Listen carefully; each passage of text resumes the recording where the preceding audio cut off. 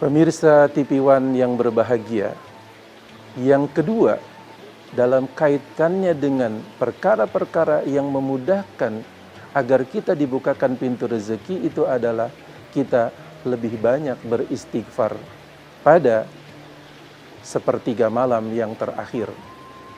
Rasulullah Shallallahu Alaihi Wasallam, sebagaimana juga hadis yang pertama, dikatakan sesungguhnya Rasulullah Shallallahu Alaihi Wasallam dalam satu hari itu tidak kurang beristighfar. Wa inni la astaghfirullah fil yaumi aksar min sab'ina marrah. Dalam hadis muttafaqun alaih, Rasulullah Shallallahu Alaihi Wasallam katakan sesungguhnya aku senantiasa beristighfar tidak kurang dari 70 kali setiap harinya. Dengan beristighfar kepada Allah Subhanahu wa taala pada waktu sahur pada sepertiga malam yang terakhir menandakan seorang yang memohon ampunan kepada Allah Subhanahu wa taala dinilai sebagai hamba Allah yang baik, hamba Allah yang mulia. Karena manusia yang kurang beristighfar, kurang memohon ampunan, mungkin saja ada satu pandangan bahwa dia itu sendiri dianggap bisa saja takabur karena merasa dia sudah penuh dengan amal ibadahnya. Bisa saja dia digoda oleh bujuk rayu setan, oleh hasutan setan, oleh tiupan setan ke dalam dirinya, sehingga kemudian dia merasa sudah mendapatkan suatu kedudukan, sudah melakukan ibadah-ibadah yang baik, sudah melakukan perbuatan-perbuatan yang baik, seakan-akan pahalanya sudah begitu banyak. Dia sudah tidak punya lagi kesalahan-kesalahan, dia sudah tidak punya lagi kekurangan-kekurangan di dalam ibadahnya, atau merasa dosanya itu hanya kecil saja, sehingga kemudian orang itu menjadi takabur, menjadi sombong. Nauzubillah summa nauzubillah. Walau apapun kita sudah berusaha melakukan ibadah kita yang terbaik, tetapi kita dianjurkan agar kita senantiasa waspada, karena orang yang melakukan ibadah terkadang ditiupkan rasa ujub, ditiupkan rasa takabur. Jadi rasa ujub, rasa takabur itu sendiri akan membuat orang menjadi lalai.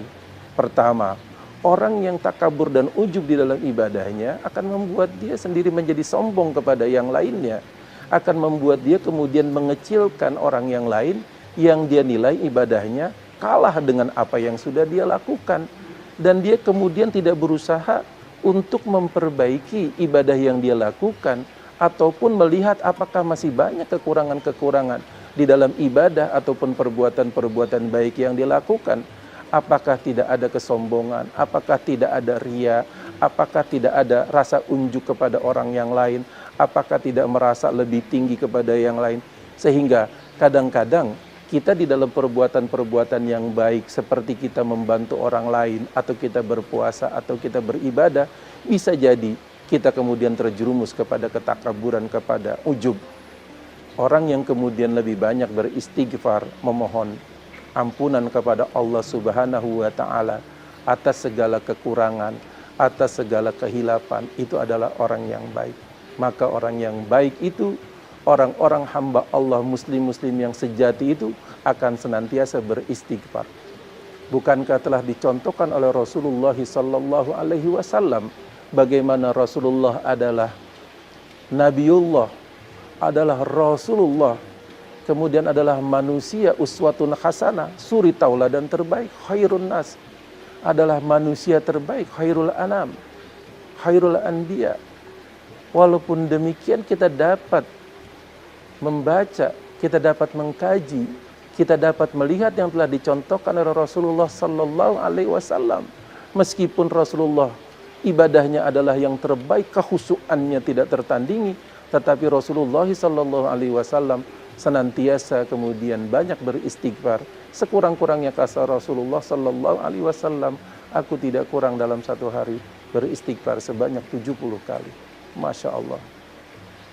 Pemirsa TV One yang berbahagia, dalam kaitannya dengan istighfar itulah kemudian tersambung juga dengan Qiyamul Lail, karena dilaksanakan di sepertiga waktu malam yang terakhir. Dan yang ketiga, selain kita diperintahkan untuk melakukan qiyamul lail, melakukan istighfar di sepertiga malam yang terakhir, maka yang berikutnya adalah kita dianjurkan untuk banyak membiasakan bersedekah, ta'ahudus sedekah. Maka perkara yang ketiga yang membuka dan memudahkan terbukanya pintu-pintu rezeki bagi kita adalah kita dianjurkan untuk memperbanyak sedekah. Kadang-kadang banyak orang yang melihat atau menilai bahwa bersedekah itu sendiri adalah bagi orang-orang yang telah atau banyak kelebihan rezeki. Sesungguhnya hal yang demikian tersebut tidak sepenuhnya benar. Karena pengertian sedekah yang dimaksud itu tidak hanya terkait dengan sedekah uang atau kita memberikan sedekah dalam bentuk materi atau uang. Tetapi sedekah yang dimaksud itu adalah suatu kebaikan. Maka apa saja satu kebaikan yang kita berikan kepada orang lain, bahkan sebelum kita memberikan kepada orang lain, kita dianjurkan untuk memberikan sedekah itu sendiri kepada keluarga kita yang terdekat, kepada tetangga kita. Rasulullah SAW mengajarkan kepada kita bahwa tetangga pun juga punya hak untuk kita hormati. Kita berbuat baik bukan dengan pemberian uang saja, tetapi membantu tetangga kita yang kesulitan. Jika mereka kemudian ada kegiatan, kita membantu dengan tenaga kita, membantu dengan tenaga juga sedekah. Kemudian kita menolong orang yang dalam keadaan kesulitan, menunjuki jalan orang yang bertanya ketika orang itu kemudian mencari alamat, kita menunjuki dengan benar, itu juga sedekah. Maka dengan bersedekah itu akan membuka banyak sekali pintu rezeki. Dan sesungguhnya ada yang mengatakan bahwa orang-orang yang dalam keadaan kesulitan itu seperti orang yang memancing ikan. Maka orang yang kesulitan sesungguhnya orang yang lebih perlu lagi untuk bersedekah karena kebutuhannya lebih banyak. Maka dia perlu kemudian untuk berbuat baik agar kemudian dia masuk kategori orang-orang yang baik dan mulia dan mendapatkan rezeki Allah Subhanahu wa taala. Pemirsa TV One yang berbahagia, dan yang keempat dari perkara-perkara yang membuka dan memudahkan terbukanya pintu rezeki untuk kita adalah kita dianjurkan untuk banyak berzikir kepada Allah Subhanahu wa taala. Allah Subhanahu wa taala berfirman, "Fazkuruni azkurkum washkuruli wala takfurun." Yang artinya, maka berzikirlah engkau kepadaku, ingatlah engkau kepadaku, maka aku akan ingat kepada engkau. Washkuruli wala takfurun, dan banyaklah kalian berterima kasih kepadaku, dan janganlah kalian ingkar.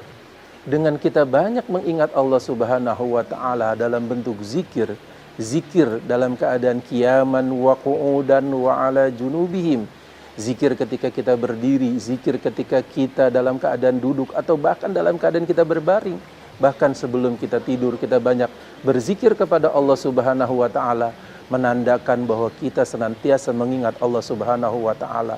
Dan senantiasa kita orang-orang yang mengingat Allah Subhanahu wa taala, maka Allah pun juga akan senantiasa mengingat kita. Ketika kita mengingat Allah, Allah akan mengingat kita. Ketika kemudian kita dalam keadaan kesulitan dan juga mempunyai banyak keperluan-keperluan, kita memohon kepada Allah Subhanahu wa taala, maka Allah pun akan banyak memberikan kepada kita ijabah, memberikan kepada kita apa yang kita inginkan, apa yang kita doakan lebih dikabul oleh Allah Subhanahu wa taala karena seringnya kita berzikir dan menandakan kedekatan kita kepada Allah Subhanahu wa taala. Pemirsa TV One, demikianlah 4 perkara yang dapat membuka pintu rezeki, yaitu kita diperintahkan untuk melakukan sholat malam, kita diperintahkan untuk banyak beristighfar di waktu malam, kita juga yang ketiga dianjurkan untuk banyak bersedekah dan berzikir kepada Allah Subhanahu wa taala. Dengan 4 perkara ini mudah-mudahan semua hal-hal tersebut akan memberikan manfaat yang sebaik-baiknya kepada kita semuanya, dan kita menjadi hamba Allah yang terbaik, yang dipercaya mendapatkan amanah Allah dan mendapatkan karunia Allah berupa rezeki-rezeki yang terbaik yang memberi manfaat dan kebaikan untuk kita di dunia dan di akhirat, insya Allah. Amin amin ya rabbal alamin. Kurang lebihnya saya mohon maaf. Hadanallahu wa iyyakum ajma'in wal afwa minkum. Wassalamualaikum warahmatullahi wabarakatuh.